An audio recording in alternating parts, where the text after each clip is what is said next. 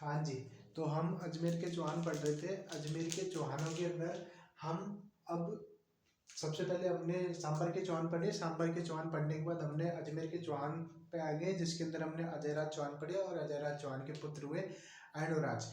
अर्णोराज ऐसे राजा थे जो कि बिल्कुल इस चाकू की तरह बिल्कुल तीखे थे, बहुत चालाक थे और बहुत ही दुश्मन को ऐसे कच कच कच कच कच कच करके मारने वाले थे। और दूसरी तरफ इस फूल की तरह बिल्कुल बहुत ही नरम दिल के थे, जो अपनी रानियों से बहुत प्यार करते थे। दो रानी थी इनकी, कंचनदेव और सुधवा।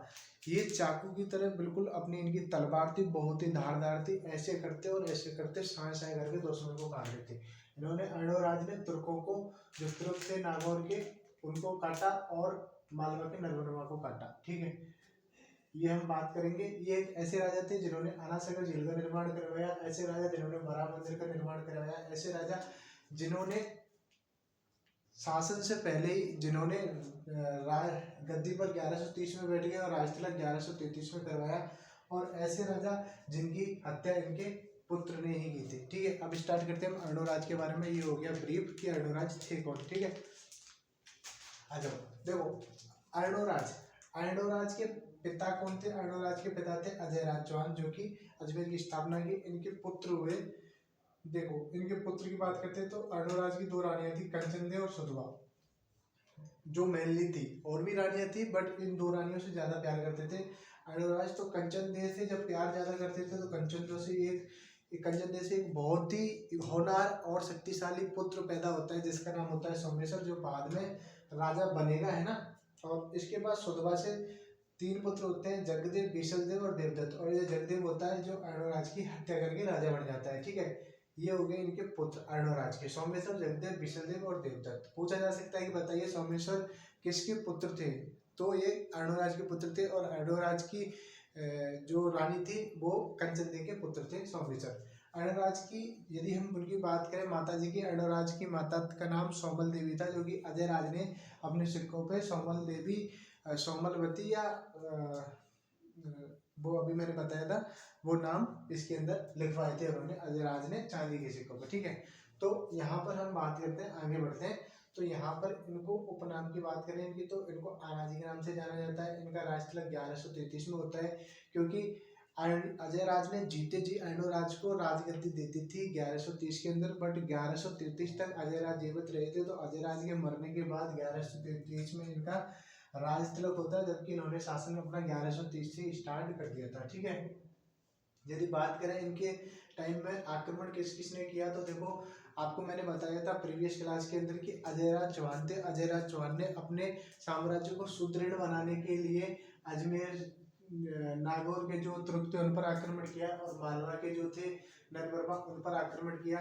जब देखो अजयराज ने तो आक्रमण किया नागौर के तुर्कों पे, और इधर जब नागौर के तुर्कों पर आक्रमण हो गया तो नागौर के जो तुर्क है उन्होंने वापस से अजमेर पर आक्रमण किया अर्णोराज के टाइम। तो अर्णोराज ने वापस नागौर पर आक्रमण किया, और जब अर्णोराज ने नागौर पर वापस आक्रमण किया तो बताया जाता है, ऐसी किंवदंती है, ऐसा जाना जाता है, ऐसे तथ्य मिलते हैं कि खून की नदियां बह गई थी, पूरा मैदान लाल लाल हो गया था। ऐसे थे अर्णोराज जिन्होंने तुर्कों के खून से पूरे अजमेर को रंग डाला था, लाल कलर कर दिया था। और अर्णोराज का मानना था कि ये जो तुर्क हैं इनका खून अशुद्ध होता है, अपवित्र होता है, इनके खून को अजमेर की धरती से निकालना जरूरी है, ये तभी साफ करना जरूरी है, ये सारी चीजें।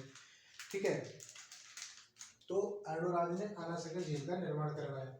आनासागर झील का निर्माण करवाया। आनासागर झील का निर्माण करवाने के लिए इन्होंने चंद्रावती और बांडी नदी के पानी को रोका। दोनों नदियों में से मेनली जो बड़ी नदी है, मुख्य नदी है, और जो एग्जाम में पूछी जाती है, अगर क्वेश्चन डायरेक्टली पूछा जाता है तो सबसे पहले प्रायोरिटी देनी है आपको कि आनासागर झील का निर्माण चंद्रावती या चंद्रा नदी के पानी को रोक के किया गया। अगर चंद्रा नदी ना हो और बांडी हो तो बांडी नदी को भी बता सकते हो। ठीक है, तो आनासागर झील में किन दो नदियों का पानी आता है? तो चंद्रावती और किसका आता है? बांडी नदी का। ठीक है, और प्रायोरिटी आपको चंद्रा देनी है। इसका निर्माण किसने करवाया? अर्णोराज ने करवाया। कब करवाया?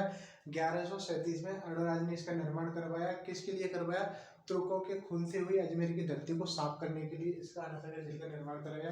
कालांतर में यहाँ पर जो जहांगीर हुए, जहांगीर ने यहाँ पर अपना एक बाग बनवाया जिसे शाही बाग कहा गया। वर्तमान में इस बाग, शाही बाग को जाना जाता है सुभाष उद्यान के नाम से। ये जो सुभाष उद्यान है इसके नाम से जाना जाता है। ये वही शाही बाग या सुभाष उद्यान है जहाँ पर अस्मत बेगम थी, उन्होंने इत्र और गुलाब को मिला, खस थी, खस घास और गुलाब को मिला करके सबसे पहले इत्र का निर्माण किया था अस्मत बेगम ने। इसी अनासागर झील के किनारे शाहजहां ने बारादरी का भी निर्माण करवाया था।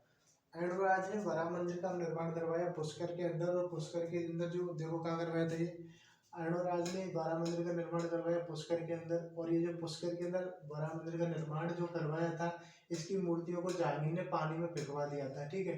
इसका पुनर्निर्माण जो करवाया था वो सागर या समर सिंह ने करवाया, जो कि मेवाड़ के रहने वाले थे, महाराणा प्रताप के ये भाई थे, उन्होंने इसका पुनर्निर्माण करवाया। और वर्तमान में जब आप जाओगे पुष्कर में बड़ा मंदिर को देखने, तो आपको जो वर्तमान स्वरूप देखने के लिए मिलेगा बड़ा मंदिर का, उसका निर्माण करवाया था आपके सवाई जयसिंह, जो कि जयपुर के संस्थापक है, उन्होंने इसका निर्माण करवाया था, ठीक है।